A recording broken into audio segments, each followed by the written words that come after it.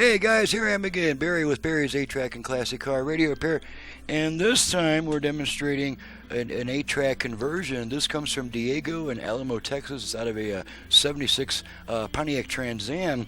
Diego has requested that I convert this unit for use with a modern or reproduction radio using that radio's aux input. That's going to result in much better sound than the 8-Track's original amplifiers. Let's go ahead and test it out. So there's our radio. I've got it plugged into the aux input of a converted radio, just like it'll be used in actual practice. Let's go ahead and pop in some Neil Sedaka here. Listen to your heart.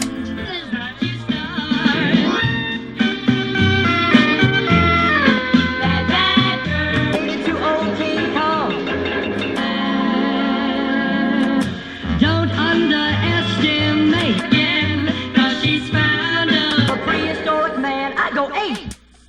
Thanks. You late.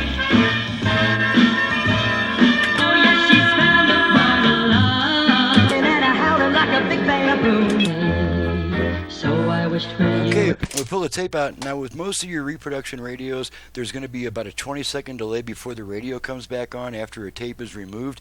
That's because of a Vox circuit that holds on to the aux input a little bit longer than it really needs to, just to make sure it's not constantly switching back and forth between the 8-track and the radio, between songs and during quiet music passages. So there's our radio coming back, and so Diego's radio should work similarly, in a similar manner. So that takes care of that.